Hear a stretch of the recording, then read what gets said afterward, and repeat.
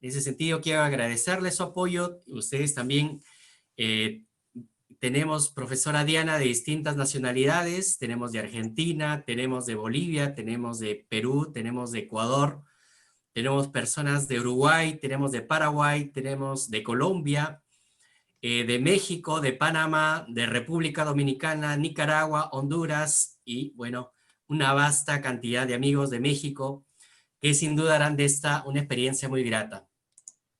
Seguimos admitiendo a los participantes y bueno, vamos a empezar presentando a la doctora Diana Amparo Brito Ruiz, una personalidad, una persona que ha trabajado muy profundamente el tema de la justicia restaurativa a nivel definitivamente latinoamericano y mundial, y que actualmente inclusive se haya desarrollando también una función vinculada al ámbito restaurativo, pero en un nivel que es mucho más, digamos, complejo, que es el tema de la restauración, pero a nivel de crímenes de lesa humanidad. Entonces vamos a hacer la presentación de la doctora Diana Brito Ruiz, para lo cual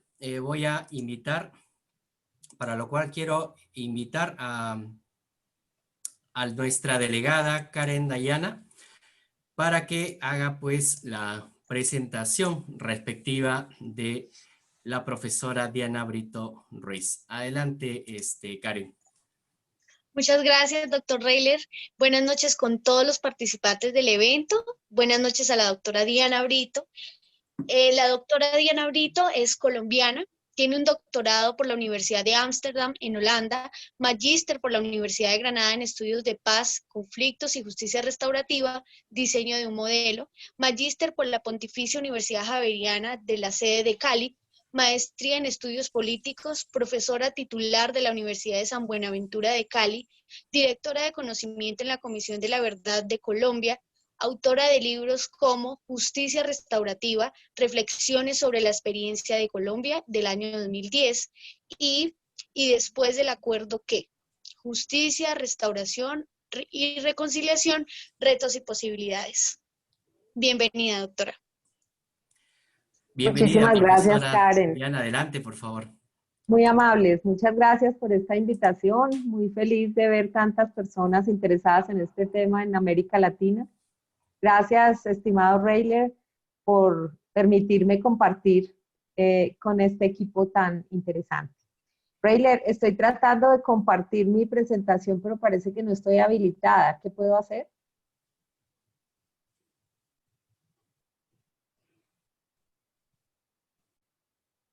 Sí puede compartir, me parece, doctora. Ahora sí, ya, gracias.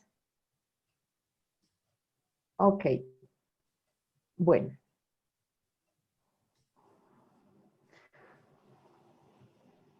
Ok, ¿ya están viendo la presentación? Sí, señora. Vale, bueno. Pues me pidieron que les hablara un poco como de lo esencial, como de los primeros elementos que hay que tener en consideración cuando se piensa o se intenta abordar este tema de la justicia restaurativa. Quiero empezar con esta cita de Martha Nussbaum, que en mi criterio orienta muy bien el espíritu de cómo entiendo yo la justicia restaurativa. Podría decirse que un Estado liberal pide a ciudadanos que tienen concepciones generales diferentes del sentido y el propósito de la vida que coincidan y lleguen a acuerdos en un espacio político compartido. Concretamente, el espacio de los principios fundamentales y los ideales constitucionales. Ahora bien, para que tales principios sean realmente eficaces, el Estado deberá alentar también el amor y la devoción por dichos ideales.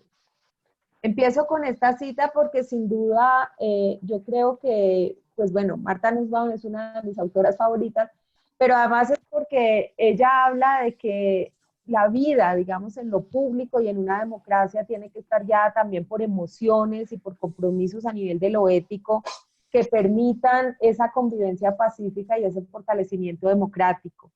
Eso tiene que ver todo con la justicia restaurativa, porque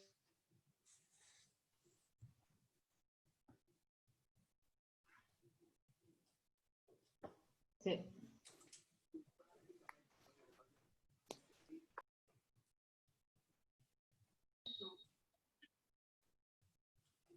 Parece que se fue el sonido, perdón.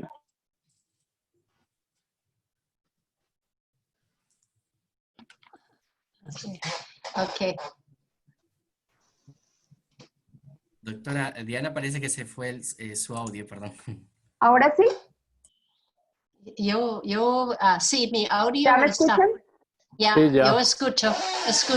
Está claro, Ok. está clarísimo. Vale. ¿Siguen viendo la presentación o no? Sí, sí se ve todo, Sí. doctora. Sí, veo todo. Continúo. Que a veces tendemos a pensar que la justicia es una disciplina, es un campo del conocimiento, pero en realidad la justicia es sobre todo un sentimiento que experimentamos desde muy temprana edad.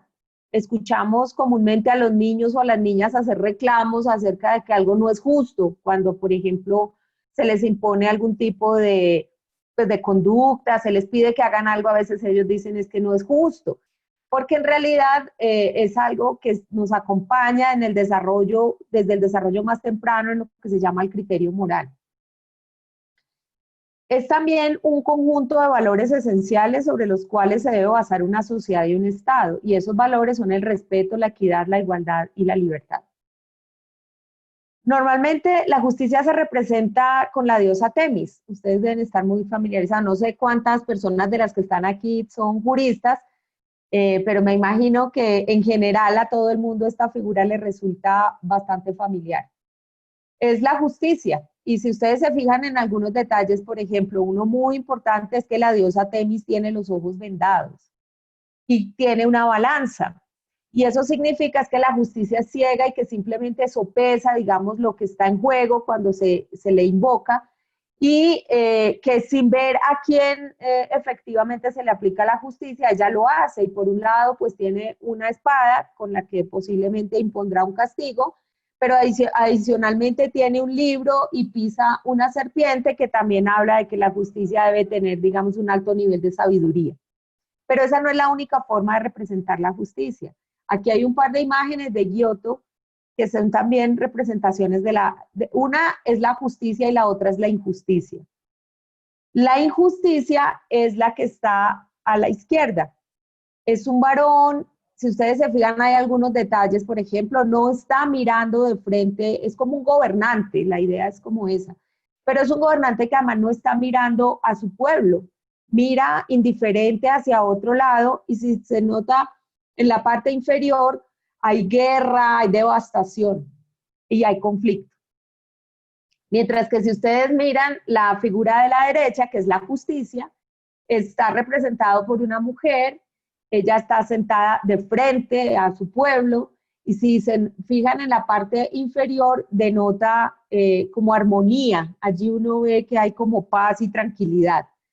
De esta manera, Giotto, pues fíjense que la justicia aquí en ambos casos tiene los ojos, la justicia y la injusticia tienen los ojos destapados, aunque la injusticia no mira de frente, la justicia sí lo hace. Y ese es un aspecto muy importante para entender la justicia restaurativa. La justicia restaurativa mira de frente y trata de entender a las personas que están involucradas en un conflicto. No es como la diosa Temis, que se tapa los ojos y simplemente escucha y trata a partir de ese, digamos, de esa anonimato y neutralidad, entender qué es lo que ha pasado e impartir pues la sanción o el premio, si fuera el caso, que viene al lugar. En tanto que aquí es una justicia que tiene los ojos destapados y mira de frente a las personas involucradas.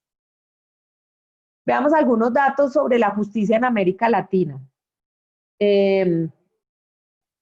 Hay un índice global de medición de la impunidad, y ese índice nos dice que de los países latinoamericanos ninguno se encuentra en los países con menor nivel, o sea, los que más bajo están como en el puesto 30. En los primeros 30 puestos no hay países de América Latina con bajos niveles de impunidad, es decir, todos los países tienen un alto nivel de impunidad en general. De nuestra región, Costa Rica es el país con menor nivel de impunidad y está en el puesto 42. Los que tienen mayor nivel de impunidad en la región son Ecuador, Perú, Guatemala, México, Guyana, Paraguay y Honduras. Antigua, Barbuda, Bahamas, Belice, Bolivia, Cuba, Dominica, Haití, Jamaica, Santa Lucía, San Kitts y Nevis, San Vicente, las Granadinas, Surinam y Uruguay no producen todos los datos que se necesitan para el índice, de tal manera que están allí como en el bloque, digamos, las miden más o menos como se miden todos los países, pero es interesante resaltar que es que no producen datos que permitan esta medición.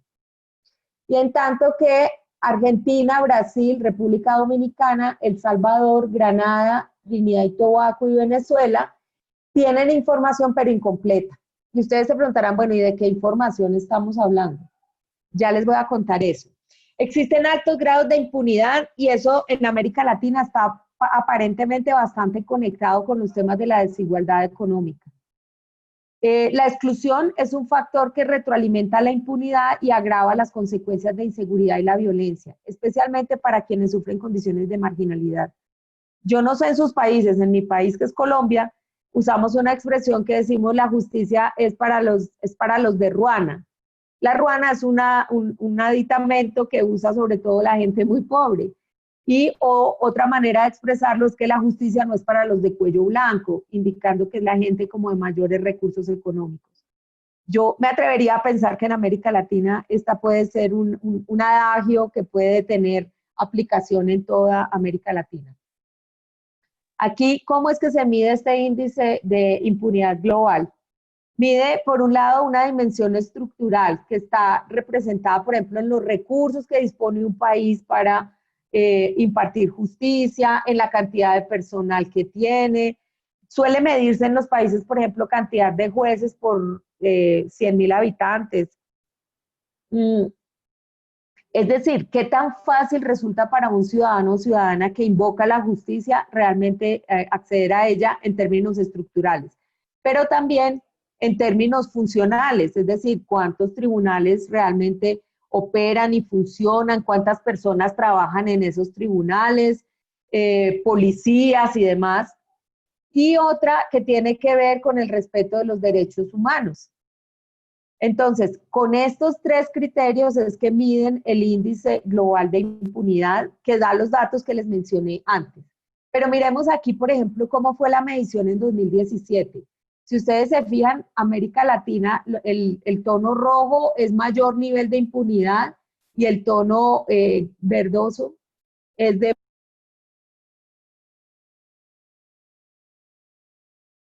con este mapa de calor, como se suelen llamar, pues la situación es preocupante. Y esta es la medición del 2020.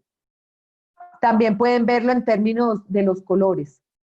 Parece que en Perú mejoró la cosa, Reiler. Pero hablemos de otro aspecto importante de la justicia, es en las cárceles. También tenemos en América Latina un tema terrible, una crisis carcelaria muy fuerte, con una sobrepoblación pues que es absurda. Miren, por ejemplo, Haití tiene un 450% de sobrepoblación, o sea, están en las condiciones más indignas y más inhumanas. Pero incluso los demás países, aunque no tienen una situación tan grave, siguen teniendo situaciones muy preocupantes. Vi que en el grupo hay gente de Bolivia, por ejemplo, en Bolivia es un 253% de sobrepoblación, en República Dominicana un 183%, en Brasil un 167%, en Colombia estamos casi en un 150% de sobrepoblación. Es decir, las cárceles están atiborradas y a eso, si le sumamos el tema de la impunidad, pues resulta que mucha de la gente que hay en las cárceles están allí meses y meses sin que se les resuelva su situación jurídica. O quienes están condenados, pues además tienen que purgar su pena en una situación clara de violación de sus propios derechos, porque pues es muy indigna la situación. ¿Por qué entonces hablo de todo esto antes de hablar de la justicia restaurativa? Cuando uno piensa en el origen de la justicia restaurativa, hay como dos grandes factores. Uno, sin duda, tiene que ver con una corriente que está ligada al abolicionismo, que se basa en datos como los que yo les acabo de mostrar, en los que dice, mire, realmente la justicia es inoperante, la manera como se trata a los seres humanos en ese marco de justicia es indigna, y la cárcel no rehabilita, la cárcel es en realidad un escenario pues como de una escuela del crimen.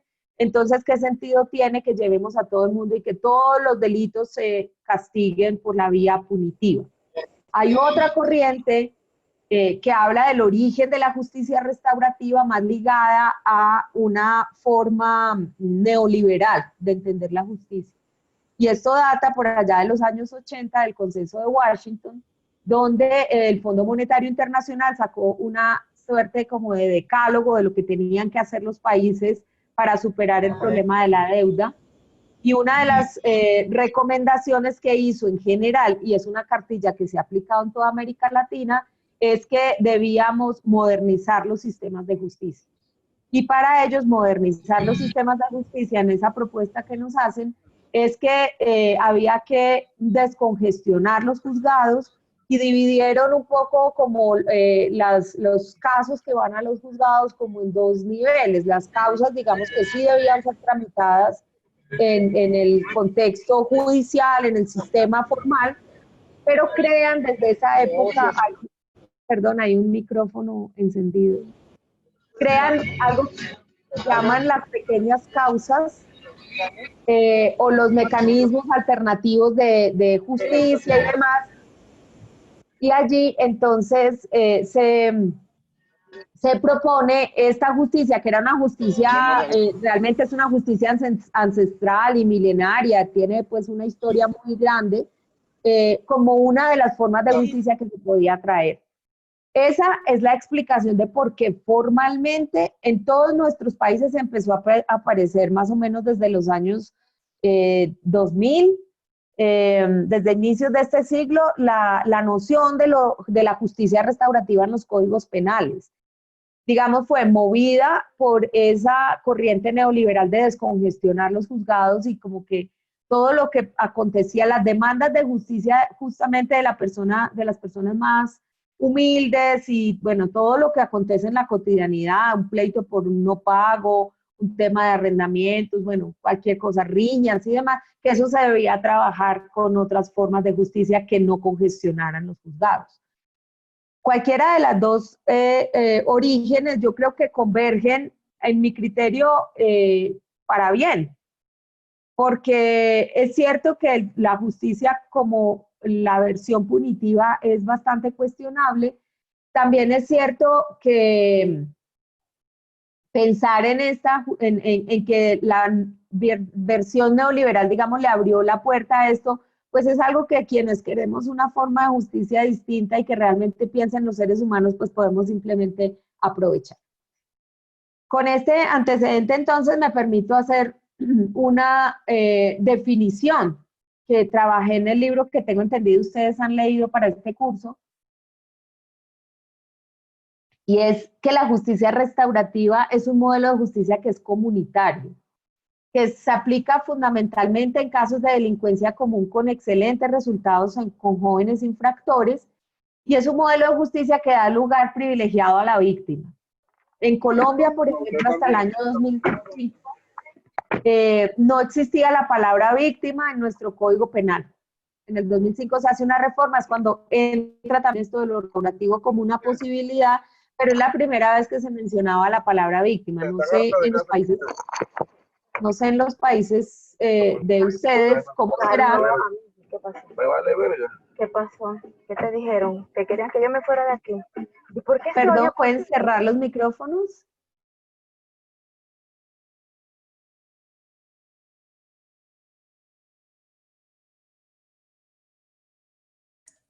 Sí, profesora, puede continuar, por favor. A los participantes, al ingresar, por favor, y estar en la sala, apagar sus micros para que se pueda continuar con la clase y luego habrá una estación de preguntas. Muchas gracias.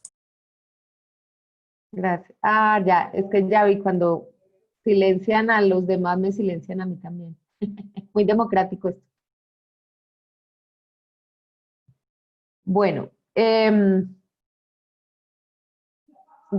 entonces. Vale. Les decía entonces que ese es un aspecto muy importante en la justicia restaurativa, y es que realmente el mayor interés, más que en castigar al culpable, está en reparar el daño a la víctima. Y además se busca que la reparación del daño a la víctima se haga a partir del ofensor o victimario, como lo quieran ustedes llamar, de que esa persona asuma su culpabilidad y emprenda acciones para reparar el daño causado.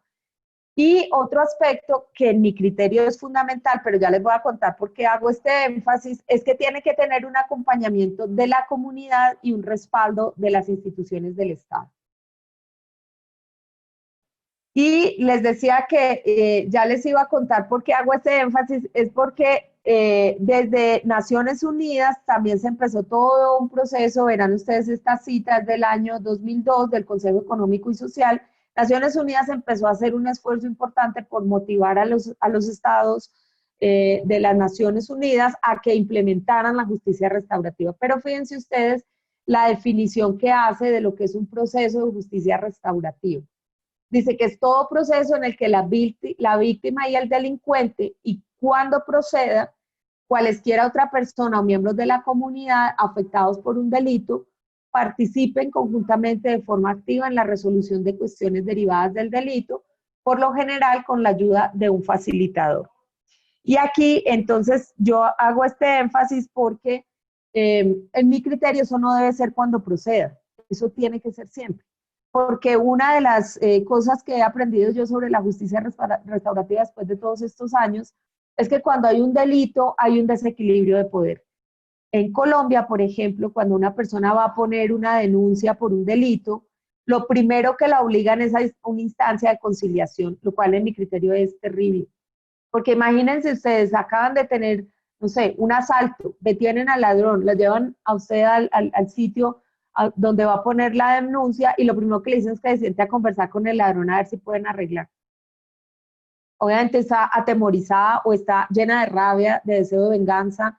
En cualquier caso, no es una instancia, digamos, que sea la primera, juntarlos a conversar a ver si logran un acuerdo, y en cualquier caso siempre tendrán que tener un acompañamiento, porque ahí hay muchos sentimientos emergiendo que requieren un manejo y requieren una persona que equilibre esa situación de desequilibrio de poder. Para la ONU también habla de un programa de justicia restaurativa, como todos los programas que tienen procesos restaurativos y resultados restaurativos. Y para ellos un proceso es todo aquel en el que la víctima y el delincuente, y cuando proceda cualquier persona o miembro de la comunidad, participen conjuntamente en la resolución del conflicto. Y un resultado es todo lo que emerge de allí. Esto, por ejemplo, ha dado pie a que en algunos países, porque a veces, por ejemplo, lo trabajé en México también, y a veces se entiende que un arreglo por la vía de la conciliación o de la mediación es de por sí restaurativo, y eso no es así. O sea, una conciliación puede ser restaurativa, pero la conciliación en sí misma no es restaurativa, excepto que cumpla con algunas condiciones sobre lo restaurativo que enseguida les voy a contar. Pero hay otras visiones de la justicia restaurativa. Está, por ejemplo, esta definición que es de Howard Zerr. Él dice, aunque el término justicia restaurativa abarca una diversidad de programas y prácticas, en esencia consiste en una serie de principios, una filosofía, un conjunto alternativo de preguntas guía. En último término, la justicia restaurativa proporciona un esquema de pensamiento alternativo para abordar el delito. Noten que, por ejemplo, en la definición de Naciones Unidas es una cosa absolutamente del procedimiento. Entonces sienten las dos personas a conversar y si se ponen de acuerdo, eso es restaurativo, más o menos. Estoy siendo un poco pues exagerada, pero es más o menos lo que dice. Y si se necesita, pues ponga a alguien que les ayude, pero ya. Pero es como el hecho en sí mismo de llegar a un acuerdo. En tanto que fíjense en la definición de Howard Zerr, habla de principios y filosofía y de pensamiento alternativo, es decir, lo está situando en un plano más de una experiencia desde lo ético que no desde lo puramente procedimental. voy a presentarles a continuación un paralelo entre la justicia retributiva y la justicia restaurativa. La justicia retributiva, pues es la que, con la que estamos más familiarizados desde nuestra casa. Cuando un niño o una niña se porta mal, lo primero que hacen el papá y la mamá es decirle te voy a castigar e impone un castigo. Pasa igual en la escuela y en todo lado. Entonces, es esa idea de la justicia como el castigo. En tanto que lo restaurativo lo plantea distinto. Miremos cómo. Por ejemplo, en el modelo retributivo el delito es una infracción a la norma penal, mientras que en el restaurativo el delito es una acción que causa daño a otra persona. Por eso les decía, aquí es una visión mucho más ética y es una visión mucho más centrada en los seres humanos. La justicia punitiva tiene su origen en el modelo, en la modernidad. Si ustedes pues han sido curiosos, han leído o en películas, incluso puede uno ver cómo, por ejemplo, en el medioevo, o sea, en la época premoderna, pues lo que pasaba era un castigo brutal y sobre el cuerpo. Entonces era cortarle las manos al ladrón o sacarle un ojo, bueno, todas las cosas que se les pudiera ocurrir o lapidar a la gente y demás. Y el gran avance que hizo la modernidad fue evitar ese castigo del cuerpo y lo volvió más. Primero, un castigo del alma y por eso es el encierro.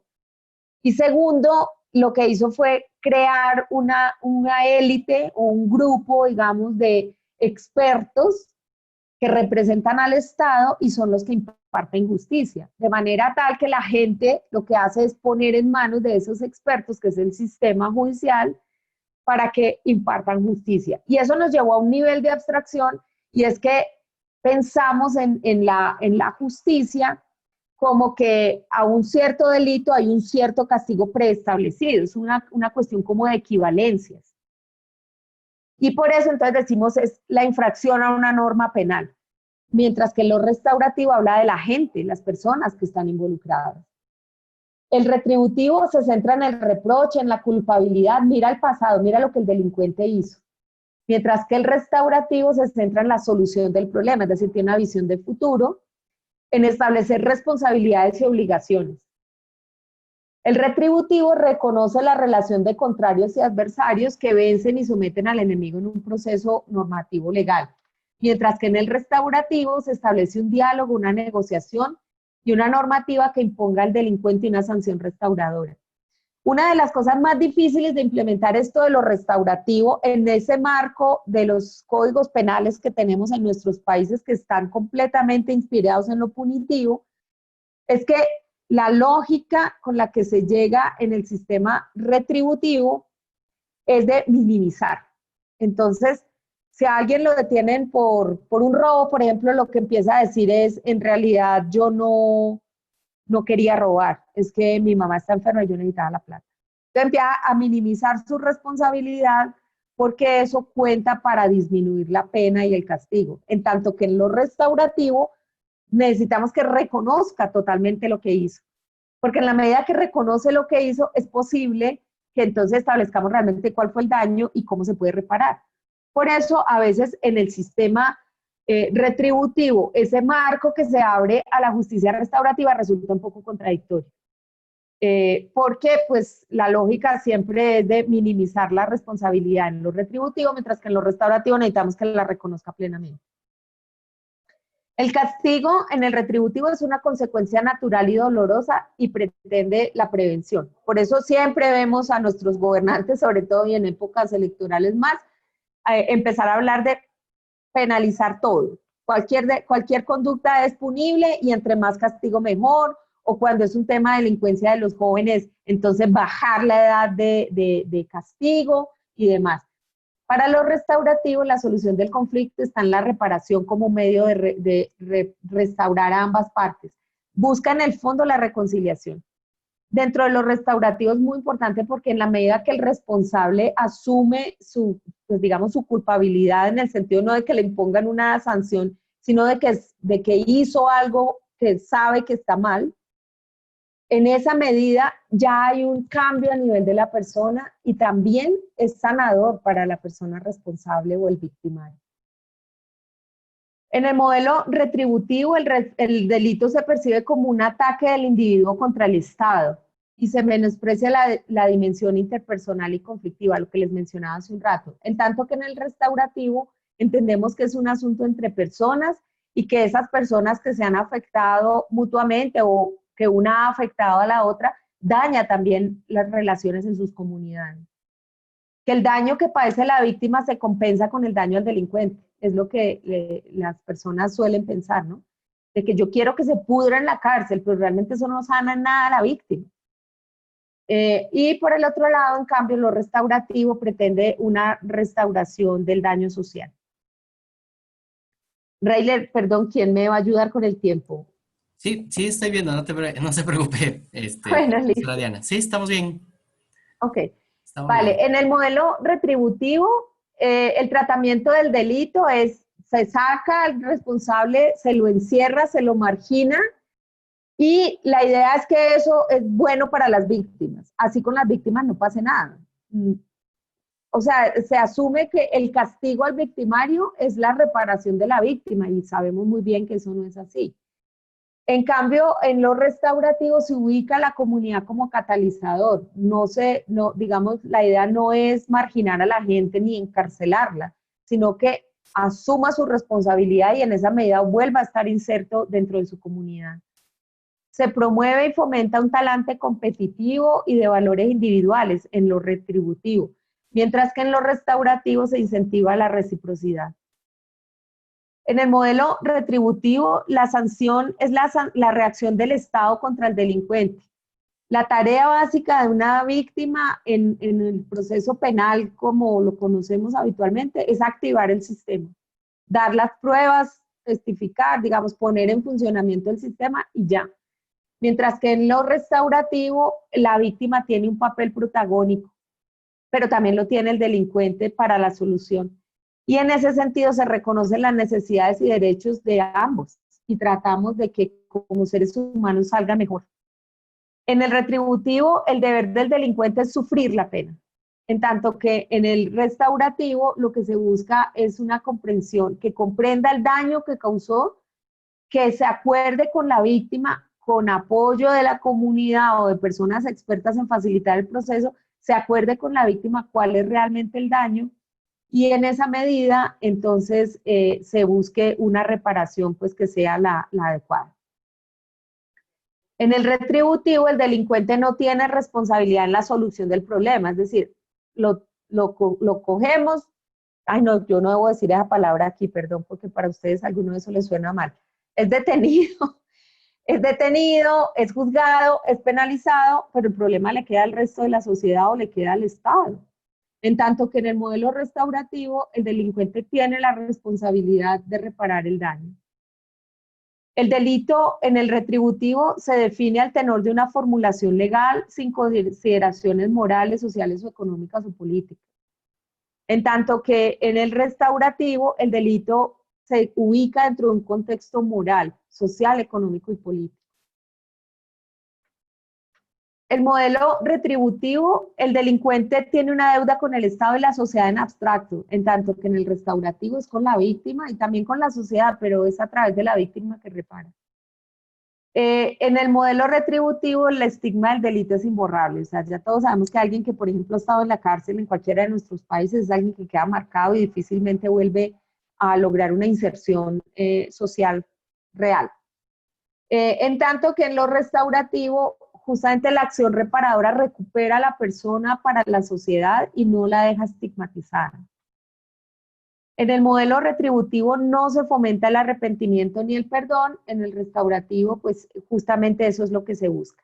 Ahora, el perdón es algo del resorte totalmente individual, la víctima es la que decide si lo otorga, pero suele suceder que por la forma misma en que se maneja el proceso restaurativo, los acuerdos a los que se llegan, los espacios de reparación que se crean, pues suele surgir el perdón. La justicia está completamente en manos de profesionales en el modelo retributivo, mientras que en el modelo restaurativo, los primeros, encargados de ponerlo a funcionar son las mismas personas que han estado involucradas y también pues reciben la facilitación de muchas personas, no sé, puede ser el sacerdote de la zona, personas, si hay jueces de paz de la comunidad, pueden ser también entrenados para manejar esto, o simplemente personas que dentro de una comunidad tienen una ascendencia en su propia comunidad, pues pueden ser facilitadores o facilitadoras de esto. Bueno,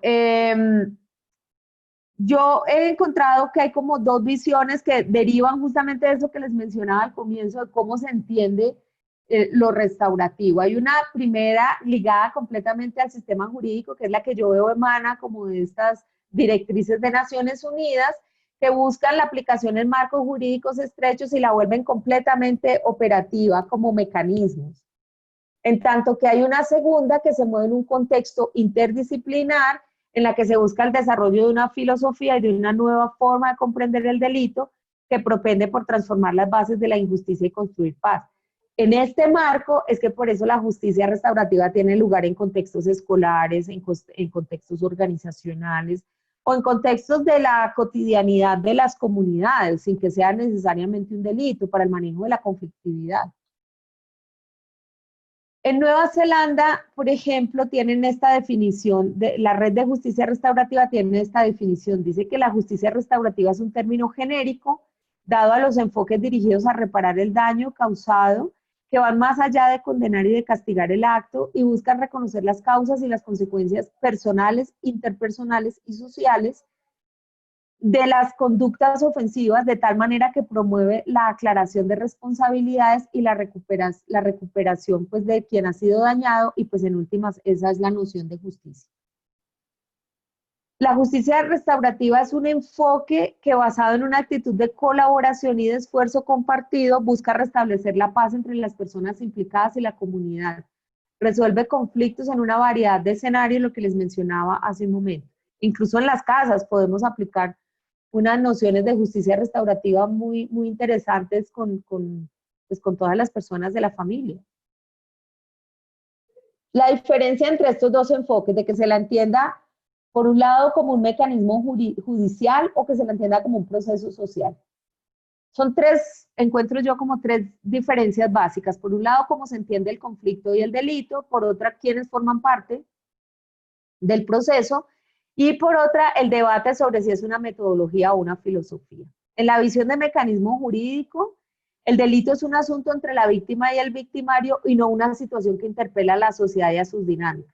De hecho, si nos fijamos cómo funciona el sistema judicial, es como que uno entrega el caso y los expertos y expertas se hacen cargo de él, la gente no digamos, se desentiende un poco del asunto.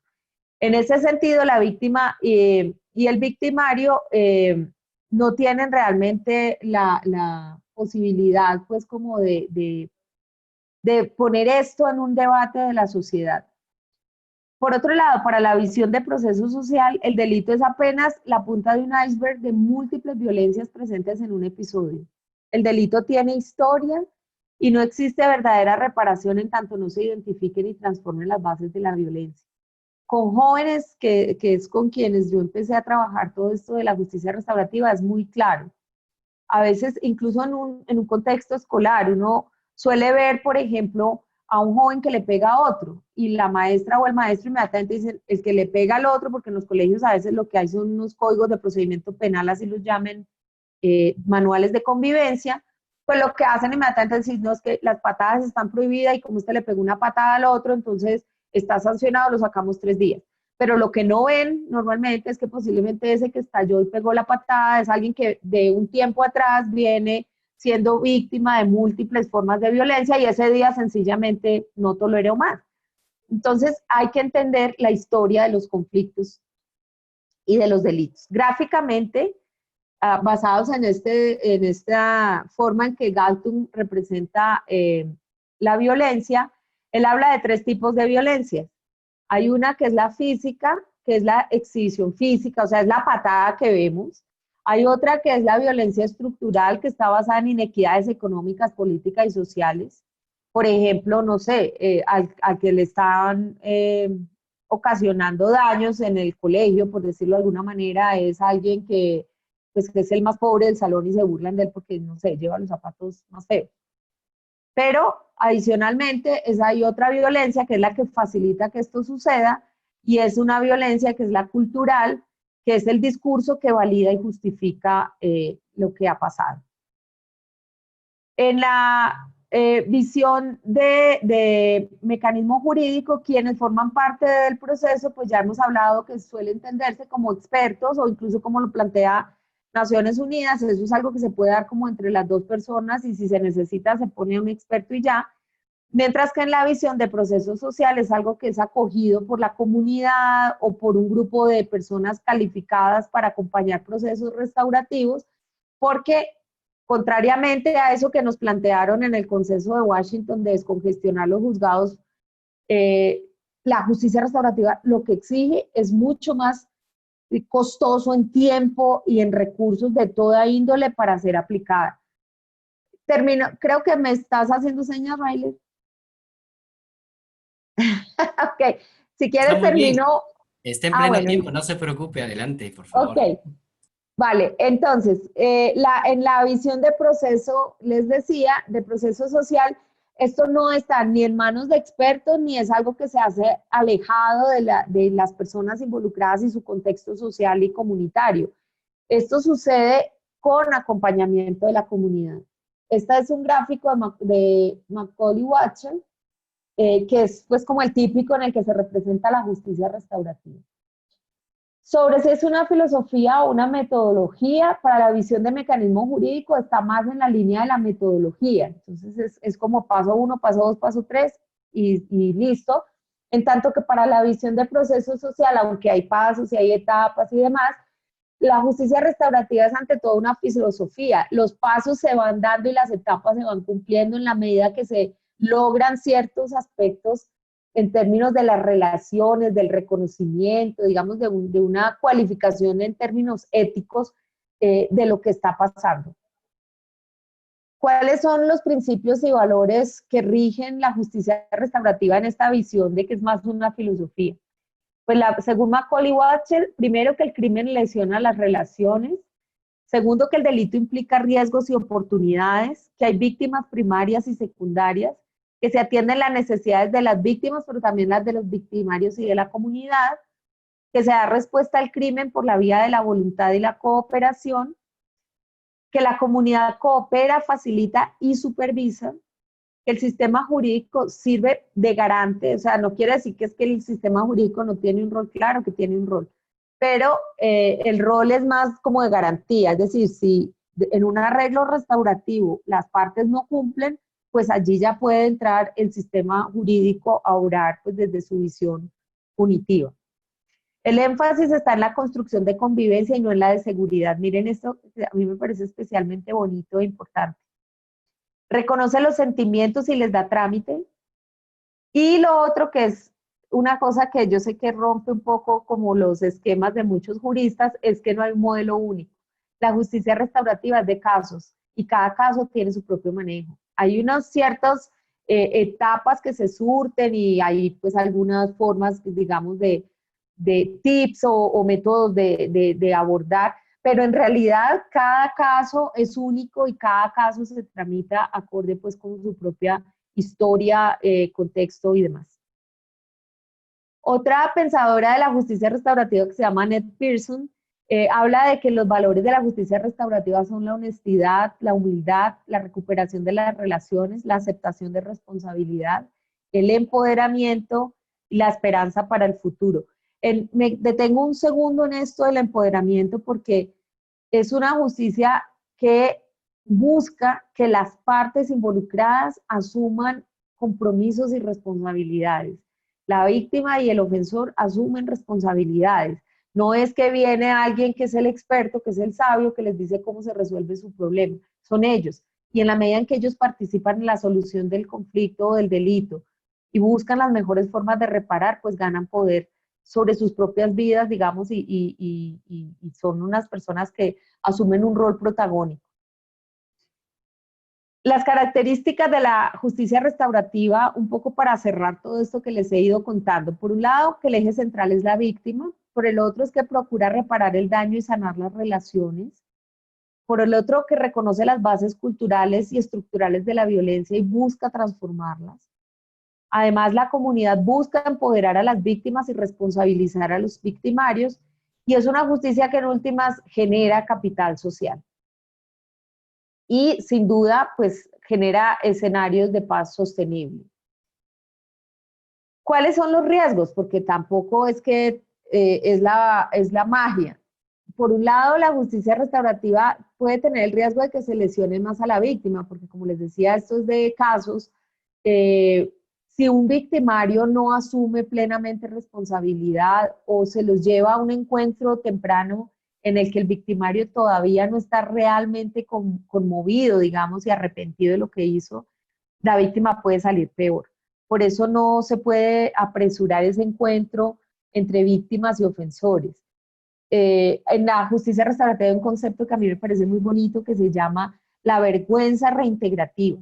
Y es que eso es lo que uno tiene que lograr con un responsable, que sienta mucha vergüenza por lo que hizo. No una vergüenza que lo estigmatice o lo anule como ser humano, sino una vergüenza que le haga realmente cuestionarse y transformar su actuar.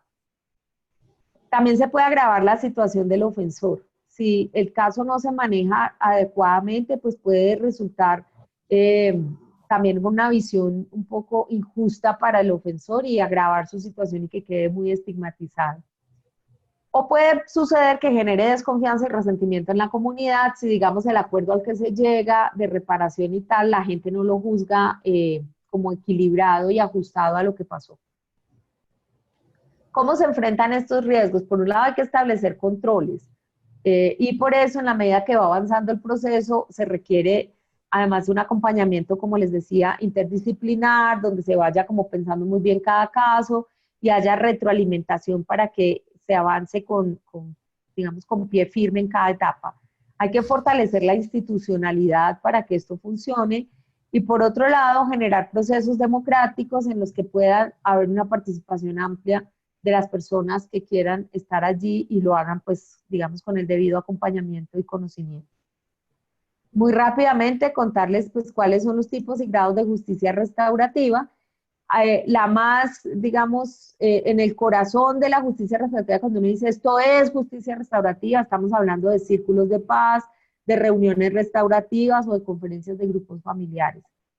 Hay formas de justicia restaurativa que están dirigidas específicamente, por ejemplo, a las víctimas. Es todo lo que se haga para atender a las víctimas, y todo lo que tiene que ver con el resarcimiento por el delito. A veces el resarcimiento lo puede hacer otras personas y no el responsable, por ejemplo, que estaría eso en el centro de los círculos, pero recibir un resarcimiento de alguna manera es ya algo restaurativo, pero es plenamente restaurativo si viene del ofensor. Y hay otras que están como entre esos círculos en lo que muestra aquí, entre lo que puede hacer la comunidad y las víctimas, que son círculos de apoyo a víctimas.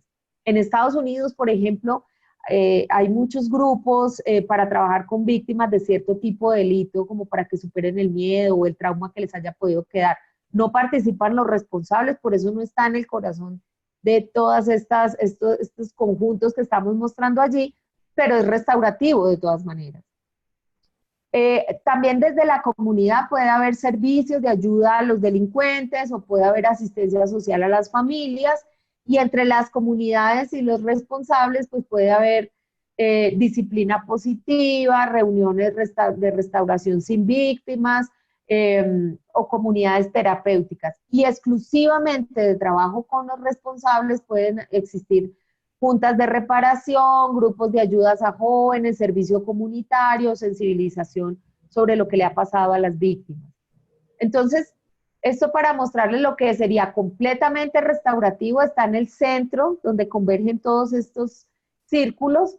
Mayormente restaurativo es todo lo que está allí con el número 2, es decir, donde se encuentran al menos 2 de estos círculos, y parcialmente restaurativo los que tienen que ver con uno de los actores simplemente. Bueno, voy a avanzar rápido aquí, que esto ya se los conté. A manera de síntesis, entonces quiero como dejar algunas ideas fuerza. Primera, que los delitos ocurren en el seno de una comunidad contra miembros de la comunidad. Eso no ocurre en el espacio exterior, eso pasa en la cotidianidad de la gente. Que la víctima y el victimario son parte de las comunidades y siguen siéndolo, y también las familias. Entonces, eso es otro aspecto importante de la justicia restaurativa, que reconoce que hay víctimas primarias, pero también hay víctimas secundarias. Incluso la familia de un ofensor podría llegar a ser una víctima secundaria. Piensen, por ejemplo, en un muchacho que comete un delito, pero su familia, que suele pasar mucho, que la gente dice, pero el papá es un señor súper correcto, la mamá es una estupenda persona, ese muchacho, ¿por qué hizo eso? Esa familia en alguna medida también es una víctima de esa actuación del joven que fue infractor, y también a esa familia hay que atenderla. Lo otro es que resolver el delito con una visión restaurativa es buscar que los integrantes de la comunidad puedan ser acogidos nuevamente. Entonces, cuando se asume un proceso dentro de las prácticas de la restauración, pues logramos sanar muchas heridas a todo nivel, y ojalá, pues, sin la exclusión de la gente porque la metan a la cárcel y tal, sino que pueda resolverse. Obviamente no todos los delitos podrán ser ahí, yo no soy abolicionista, además lo quiero aclarar, pero creo que sí van a la cárcel muchas personas que no deberían ir a la cárcel. Busca obtener y mantener una paz justa para la sociedad con base en la verdad y a través del diálogo, y reconoce a las personas involucradas y busca rescatar su humanidad, dignificando a las víctimas y responsabilizando al ofensor. Y atiende a las personas inmersas en el conflicto, pues reconoce que los conflictos y los delitos entre las personas, y no la fría interpretación de una transgresión de un código o una norma. Quiero sobre este segundo punto mencionarles algo muy bonito que pasó esta semana en Colombia. Yo trabajo, pues como les contaron, en la Comisión de la Verdad. Y esta semana una mujer que pues fue muy, muy relevante en la vida política y que estuvo secuestrada 7 años por la guerrilla de las FARC, nos dio testimonio, y en el testimonio ella habló del infierno que vivió esos 7 años, la manera tan cruel en que fue tratada, y los antiguos líderes de esa guerrilla que hoy están pues en el proceso de paz, hicieron un comunicado como no lo habían hecho nunca, porque ellos hasta ahora siempre tenían un discurso justificatorio, un lenguaje que maquillaba. Entonces, por ejemplo, no hablaban de secuestros, sino que hablaban de retenciones. Llegaron a decir, por ejemplo, en el caso de ella apareció una vez en una foto de supervivencia con una cadena al cuello. Y habían dicho que esa cadena se la habían puesto para cuidarle la vida, para que ella no intentara fugarse y muriera en la selva.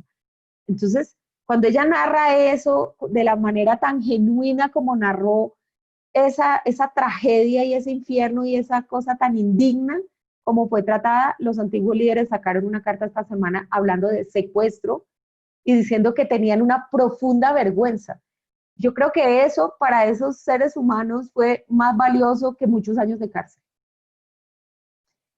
Bueno, y para terminar, decir que la justicia restaurativa sobre todo reconoce que en cada conflicto, delito y manifestación de violencia hay una historia y una serie de elementos del orden estructural y cultural que se deben comprender y abordar.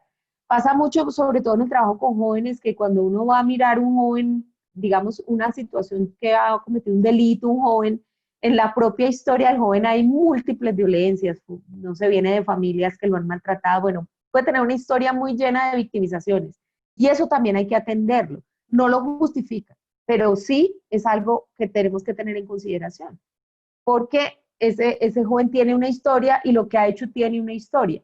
Nunca para ser condescendientes, nunca para generar impunidad, pero sí para poder ver en toda su dimensión lo que pasó. Y apela a través del proceso restaurativo a la creación de un pacto social y de una ética de la convivencia. Y cierro con Marta Nussbaum de nuevo, diciendo que los gobiernos pueden intentar influir directamente en la psicología de los ciudadanos, mediante retórica política, canciones, símbolos y el contenido y la pedagogía de la educación pública. O pueden idear instituciones que representen las percepciones profundas obtenidas a partir de una forma valiosa de emoción. Por ejemplo, un sistema de justicia que represente los valores morales que la sociedad requiere. Muchísimas gracias. Excelente, doctora. Muy buena reflexión. Creo que de acuerdo a lo que ha tratado en su exposición, justamente nos da esa mirada humana, esa mirada, creo yo, que necesitamos todos los que trabajamos en resolución de conflictos. Gracias por compartir sus valiosas experiencias, sus valiosos conocimientos. Y bueno, quiero ver si por aquí alguna pregunta para poder pasar brevemente a la siguiente clase. A ver. Vi por aquí una pregunta en el chat, déjenme un segundito. Sí.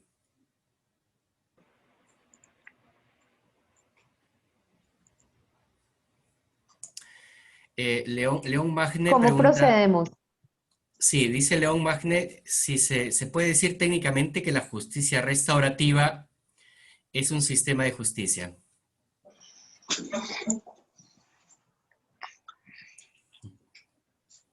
Esa pregunta es muy buena, porque no sé qué quiere, digamos, qué tiene en mente cuando piensa en un sistema.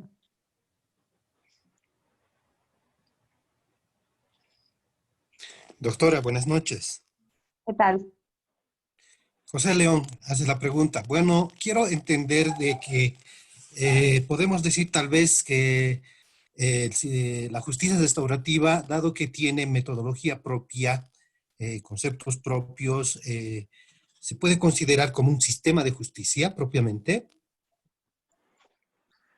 La verdad, es una buena pregunta, nunca me lo había formulado. Yo siempre he hablado de la justicia restaurativa como una forma de justicia.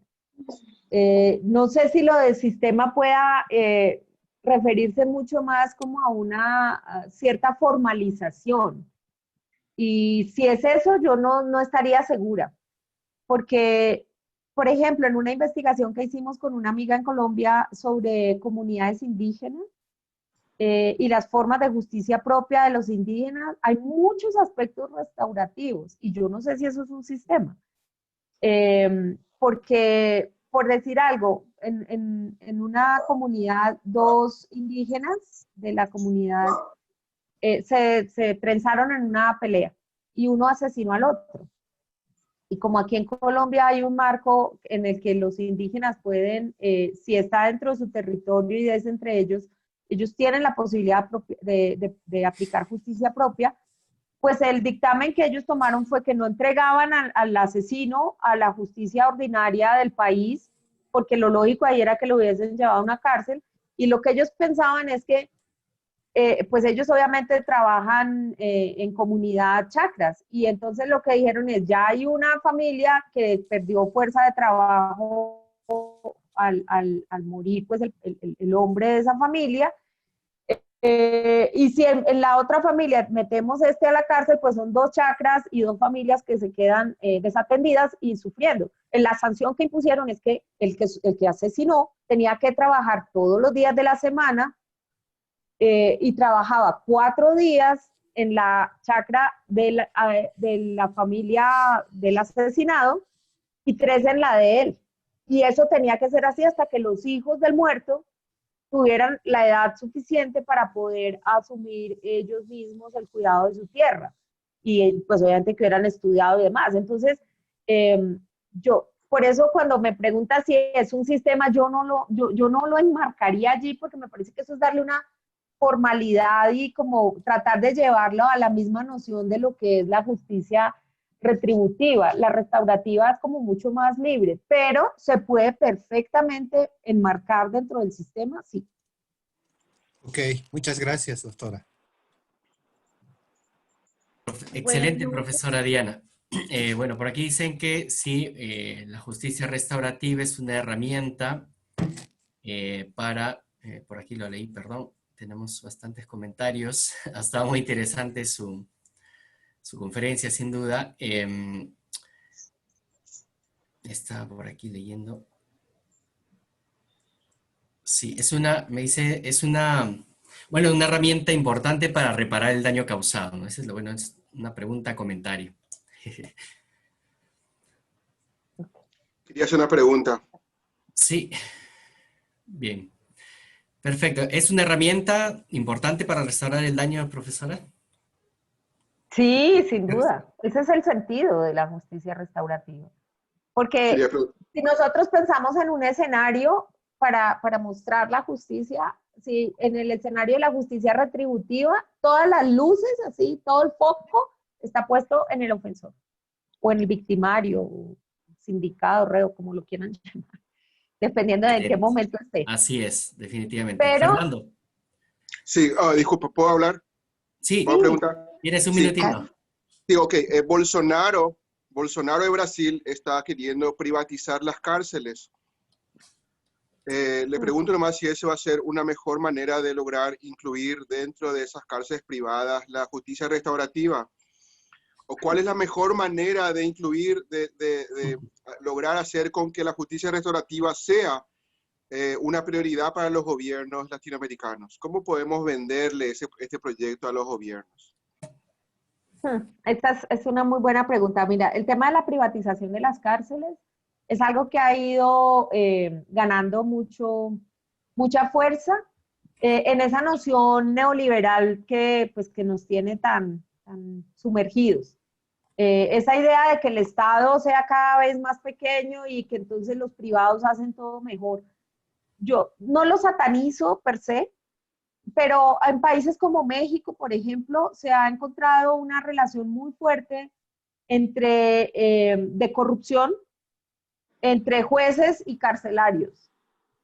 Entonces, cada vez más los jueces, digamos, se genera una dinámica de que todo se vuelve cárcel porque ellos ganan por personas que tienen en la cárcel, el Estado les paga por personas que tienen en la cárcel. Entonces, hay una tendencia muy ligada a patrones de corrupción, una tendencia muy fuerte a hacer muy punitivo todo se vuelve cárcel.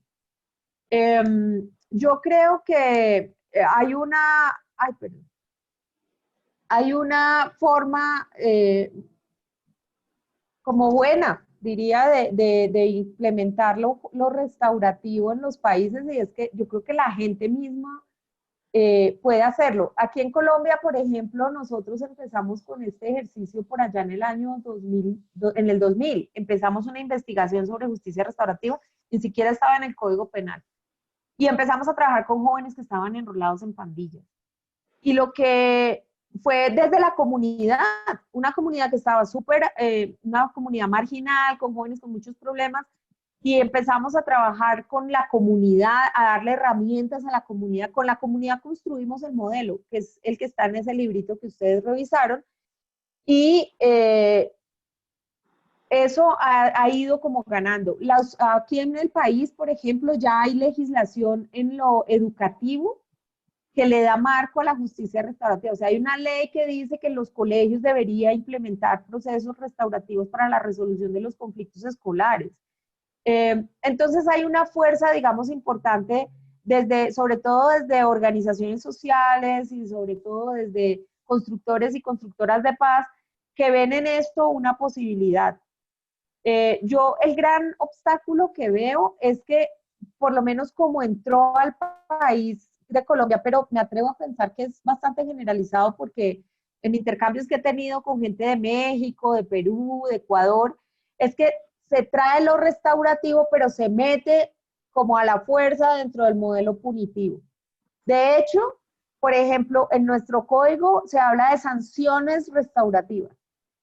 Y entonces el otro día, por ejemplo, en un encuentro con jueces de menores, un juez me decía que estaba muy contento porque había hecho justicia restaurativa. Y yo le dije, ¿por qué? Y me dice, no, porque me llevaron un joven que le había golpeado a su abuelo. Y entonces yo le impuse la sanción de que tenía que prestar servicio en ancianatos. Y yo le dije, ¿por qué?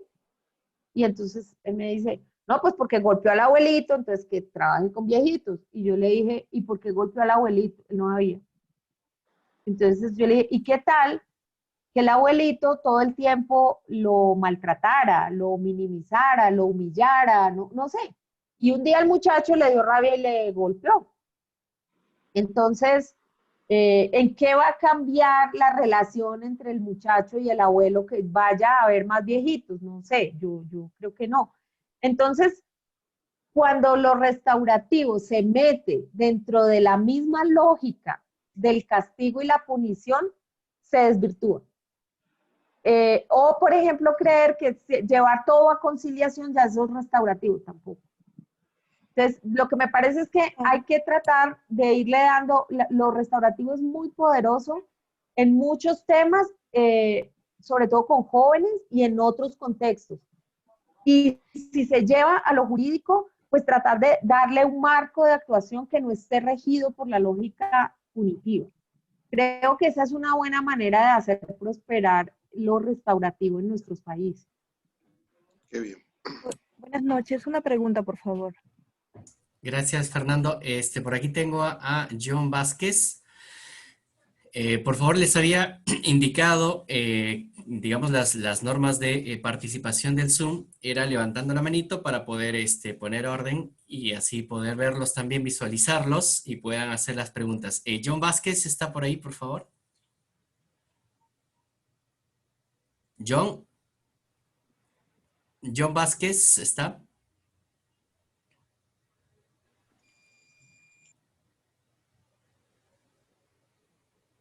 Bien, parece que no está John Vázquez. Bueno, entonces pasaré a las preguntas que están aquí en el chat. Hay preguntas muy interesantes. Dice, perdón, un segundo. Aquí está. Hay una pregunta muy interesante. Sí. Que si es posible Una de en Diana casos de Cubillas, violencia doméstica. y de ahí dice, ¿cómo aplicar la justicia restaurativa en casos de vulneración de derechos humanos o infracciones al derecho internacional humanitario?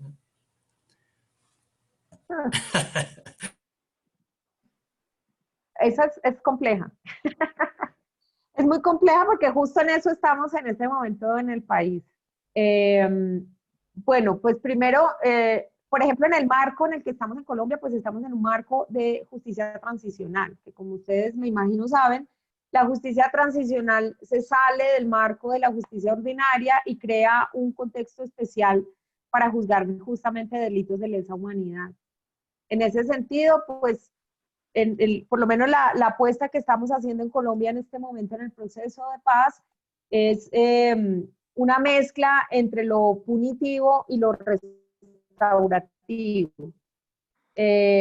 Porque pues es claro que en un contexto de justicia transicional no hay castigo pleno a los delitos porque el acuerdo lo que da es una reducción importante de la pena a cambio de que las víctimas sean centrales y de que den verdad plena, aporten verdad plena y que hagan actuaciones de reparación. Entonces, en Colombia lo estamos aplicando así quedó en el acuerdo de paz. Entonces, los quienes se presentan al sistema que se llama la Jurisdicción Especial de Paz, tienen que adquirir esos compromisos, verdad plena, responsabilidad con las víctimas, y pues colaborar en todos los sentidos para esclarecer lo que pasó. Y a partir de ahí las sanciones pueden ser desde restringir la libertad hasta cárcel, dependiendo de qué tanto han aportado. En ese sentido, la justicia restaurativa, eso nos lo estamos acabando de inventar realmente. Estamos en unos pilotos muy interesantes. Porque la tentación de los jueces siempre es esa como de que les digamos, entonces si fue, no sé, violación, entonces ¿qué sanción restaurativa?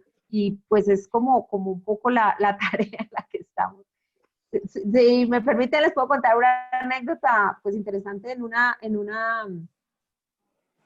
Una de las formas de ataque que tenía la guerrilla era volar oleoductos. Y la voladura de oleoductos pues era terrible porque, pues primero el daño, el impacto ambiental fuertísimo, a la gente que vivía cerca, pues imagínense, las narraciones que hace la gente de cuando ese ducto de petróleo volaba era pues terrible. Y encontramos una vereda donde pasó muchísimas veces eso, muchísimas, como 3.000 en el lapso de, no sé, 15 años, una cosa así. En un espacio de 3 kilómetros. Era una cosa loca. Pero cuando vamos a hablar, entonces uno encuentra que pues, los guerrilleros tienen un discurso justificatorio, y por otro lado la comunidad también tenía una intención de entonces, ¿qué nos van a dar? ¿Cuántos proyectos productivos? Entonces, no. O sea, lo restaurativo trata de acercar a víctima y ofensor, no sentarlos a conversar de una porque primero tenemos que ajustar. Por ejemplo, en la primera acercamiento que tuvimos, pues la guerrilla por un lado justificaba, los exguerrilleros, perdón, los exguerrilleros justificaban su actuación como que era que el petróleo, pues no sé, era de multinacionales o lo que fuera, y la gente de la comunidad ve todo tasado en términos de cuántos proyectos productivos para cuántas familias. Entonces, hay que decir, nosotros decíamos, bueno, hay que determinar primero qué se dañó. Entonces muchos decían, no, yo quedé enferma de los nervios, decía una señora, porque cada vez que algo suena, a mí me parece que vuelve a explotar ese tubo y eso era el apocalipsis más o menos cada que eso pasaba. Entonces quedé con un trauma psicológico. Otros decían, no, es que ellos decían que nos estaban ayudando y en realidad nos estaban perjudicando. ¿Y cómo les hacemos entender eso? Entonces, eso fue otra cosa. Entonces, uno tiene que trabajar realmente, tasar, o sea, definir cuál es el daño y después definir cómo se repara. Porque, pues, entonces, porque la señora quedó nerviosa, le damos 40 gallinas para que ponga a producir huevos. O sea, no. Hay que poder saber qué fue lo que se dañó para poder saber cómo se repara. Pero es un proceso largo. Bueno, aquí tenemos otra pregunta muy interesante de Jorge Cuya. Él nos señala cuáles serían las principales limitaciones que ha encontrado en la aplicación de la justicia restaurativa en América Latina. ¿Limitaciones? Sí. Pues para mí, y perdón por ser redundante, para mí la primera es tratarla de entender desde el marco de lo retributivo. Esa es una limitación terrible. Porque ha llevado pues a descalabros. La otra limitación es recursos. Porque en esa lógica neoliberal con la que se abrazó con tanta euforia la llegada de la justicia restaurativa a nuestros códigos penales, es porque se pensaba que era una justicia más económica, casi como una justicia para pobres. Entonces era todo eso de los MASC, se pensó es que eso lo puede hacer la gente allá, no ocupamos al magistrado en este tema. Pero lo que no han entendido es que realmente eso es más costoso, porque como les decía hace un rato, la justicia restaurativa son casos, es pura casuística. Y uno no sabe cuánto se va a demorar. Cuando estábamos hace unos años que llegó también al Código de Infancia y Adolescencia la justicia restaurativa, nos llamó una entidad que se llama el Instituto Colombiano de Bienestar Familiar para que les hiciéramos una propuesta de lo restaurativo con los jóvenes que iban a ir a las correccionales por delitos. Entonces, nosotros le dijimos, no, por ejemplo, en el programa este que creamos, que está ahí referenciado en el libro, que todavía existe y es exitoso, un proceso con un joven de eso se dura más o menos 3 años. Es muy paulatino, o sea, eso empieza desde con el joven que está en la calle, sentarse a charlar con él, las personas que son, sobre todo son mujeres, y otros jóvenes que ya ellos mismos están haciendo esa tarea, es sentarse allí, invitarlo, luego es saber dónde está la familia, qué hace la familia, involucrar la familia, escolarizarlo, restituirle derecho en el sentido de que hay jóvenes que a veces ni siquiera han ido nunca a un chequeo médico, nada, entonces es todo un proceso, un acompañamiento, se le pone una tutora o un tutor que semanalmente se reúne, cómo va, qué está haciendo, y empieza a traer la familia de venga, suma responsabilidad, o si no la familia, por lo menos alguien de su entorno cercano que lo acompañe. Entonces, es un proceso de 3 años más o menos. Pero en la lógica del Código de Infancia y Adolescencia, lo que nos estaban pidiendo es que hiciéramos procesos de justicia o procesos de restauración con jóvenes por 3 meses, por 6 meses, por 10 meses, que porque más o menos esas eran las sanciones que imponía el juez. Y ustedes decían, pero es que eso no tiene sentido.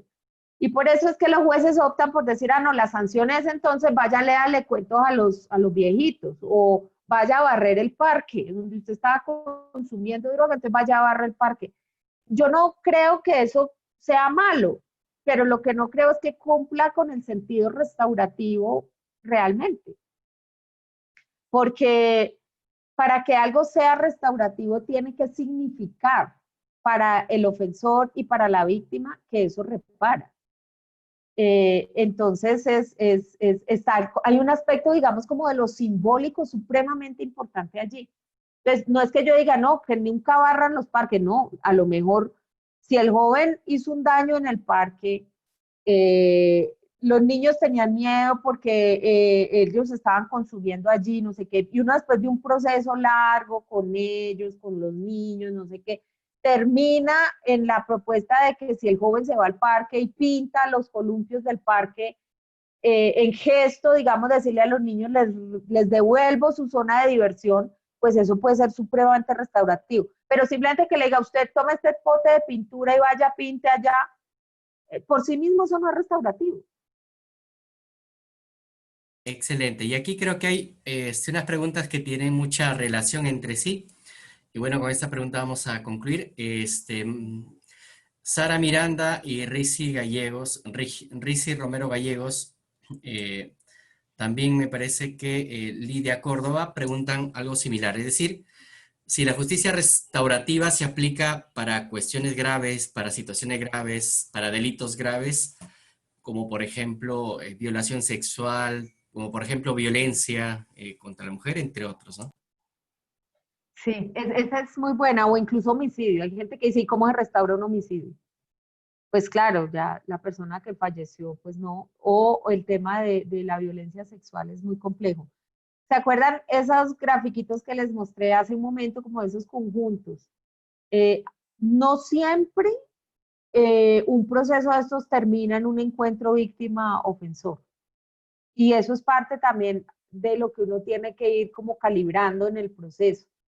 Pero se tiene que poder trabajar. Incluso con gente que está dentro de las cárceles se pueden trabajar procesos restaurativos. Pero por eso hay grados. Yo en el caso, por ejemplo, de una violación, no se me ocurriría, pero digamos no lo tacho de entrada, porque como hay que mirar cada caso. Pero, por ejemplo, en temas de violencia intrafamiliar en Massachusetts hay una experiencia muy bonita, porque imagínense que eso es siempre como un drama, ¿no? Obviamente yo soy feminista, lo tengo que decir. Eh, Siempre se trata como de a la cárcel, pero a veces realmente yo pienso como ese ejemplo que les daba ahorita de los indígenas, que hay personas, hombres, por ejemplo, que son maltratadores, pero que en realidad, digamos, son trabajadores, no sé, o sea, tienen enredo ahí en la relación con la pareja que obviamente no se puede minimizar, es un delito, eso está terrible, pero con que ese señor vaya a la cárcel que se resuelve. Pero sí tiene que actuarse porque obviamente hay un riesgo de feminicidio y eso no se puede permitir. Entonces, lo que hacen allá, por ejemplo, es que un juez puede, por ejemplo, decir, esta pareja no puede seguir viviendo bajo el mismo techo porque pues tiene primero que proteger los derechos de la mujer, de los niños y tal. Pero lo que hace es que lo mandan a él a un programa de atención de victimarios de violencia intrafamiliar o de violencia de género. Y allí empiezan a hacer un trabajo con los hombres que han hecho este tipo de conductas. Y por otro lado, hay grupos de mujeres que han vivido esa experiencia de violencia. Y a veces lo que logran es que, por ejemplo, al grupo de los hombres maltratadores van mujeres que no son directamente sus víctimas, sino mujeres que han sido víctimas de otros hombres y hablan y les expresan lo que ha pasado y entonces de esa manera conmueven y hacen, no sé, como un proceso de poderlos sensibilizar y de hacer un acompañamiento. Y es posible que en algunos casos termine en que en algún momento la mujer y el hombre que estuvieron directamente, digamos, en esa situación de violencia puedan llegar a una conversación. En Irlanda eso a veces se da. Un caso que hablábamos con un irlandés en algún momento que estábamos haciendo un taller, y él decía que había una pareja que siempre había golpes, el hombre golpeaba a la mujer, pero como suelen ser esas relaciones, una relación supremamente confusa, difícil, entonces siempre había perdón, y entonces siempre volvían, y entonces siempre volvía castigo. Y bueno, hay un círculo familiar para hablar el tema con todo el acompañamiento restaurativo, y allí la mujer entonces lo perdona y dice que sí, y él promete que no va a volver a hacerlo, porque además él lo hacía genuinamente y ella lo hacía genuinamente. Pero lo que sucede es que se para, por ejemplo, una hermana de la mujer y dice, yo no estoy de acuerdo. yo no estoy de acuerdo con esto ya lo hemos vivido, esto ya ha pasado, hay reincidencia. Entonces, ¿qué hace? La familia se vuelve parte, digamos, de ese núcleo de contención, y la hermana también decía, mire, yo todos los días me angustio porque estoy esperando la llamada de mi hermana de que ya este hombre la mató. Entonces, con toda la familia involucrada y un grupo de expertos acompañando, es posible que se dé el tratamiento de ese tipo de delitos con una noción de lo restaurativo, digamos, en el marco de lo restaurativo, pero eso es que esto es casi un proceso terapéutico, para decirlo en palabras más sencillas. Y requiere por eso mucho trabajo interdisciplinar para contener y para poder acompañar el proceso y llevarlo hasta donde sea posible, no forzarlo. Excelente, doctora Diana. Creo que esa es una pregunta que nosotros también nos hacemos muy a menudo. Sobre todo teniendo en cuenta que en la mayor parte de legislaciones hay prohibiciones expresas de aplicación, digamos, de cualquier tipo de mediación, conciliación, entre otros, Sí. a temas de violencia sexual, etcétera, ¿no? Sí, sí, es cierto, y eso es importante que esté así, porque además es una lucha de muchos años que ha logrado llegar a ese punto, entonces no la quiero relativizar ni más faltaba, pero el puro castigo no está resolviendo tampoco el problema. Eso implica, sí, obviamente, un fortalecimiento de las instituciones y que haya verdaderas redes de apoyo alrededor de las personas que están inmersas en esa violencia. Porque, pues, meter a la cárcel a la otra persona tampoco resuelve, eso ni sana a la víctima, ni evita, digamos, que la otra persona, pues, quede ya estigmatizada y demás, pero tampoco no hacer nada. Entonces, eso implica, sí, es que se fortalezca mucho como, ahí sí como sistema, como preguntaba José León, se fortalezca mucho como sistema alrededor del manejo de los casos, una gran cantidad de apoyos que permitan